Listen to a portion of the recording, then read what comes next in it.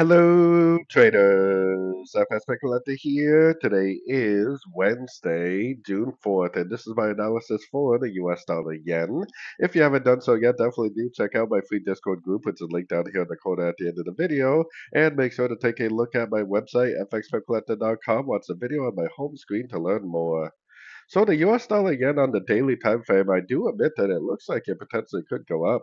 It looks like this is maybe a wave A, a wave B, and a wave C. Definitely seems like a pretty likely scenario to go up to like the 61% or something before it goes down. The problem I have with that analysis is that we do not even have an engulfing move to the upside yet, when actually price tried to break up and it actually rejected it. And oftentimes the rejection is actually a sign that it may just keep on going down.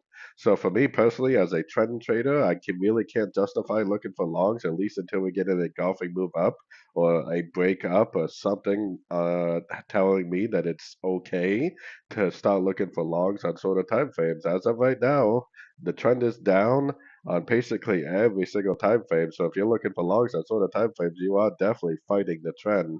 And the trend is a lot stronger than we are. So going down to the 1 hour time frame, the 1 hour time frame, I got my Fibonacci retracement on this whole move right here. Now we are at the 50%.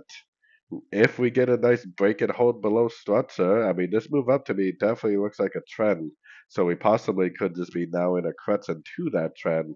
So if we get a break of structure, we're really going to have to pay attention whether we get like a three-wave overlapping pattern, which would signify that it's going to go up more, or whether it makes very impulsive movements to the downside, like an impulsive downtrend.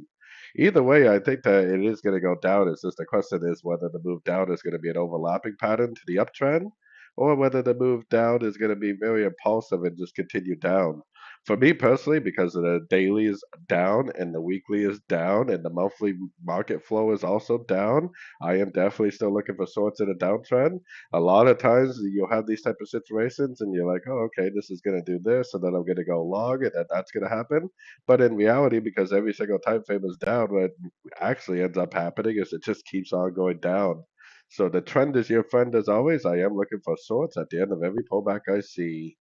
So anyways, don't forget to like and subscribe. And as always, thank you for watching and happy trading.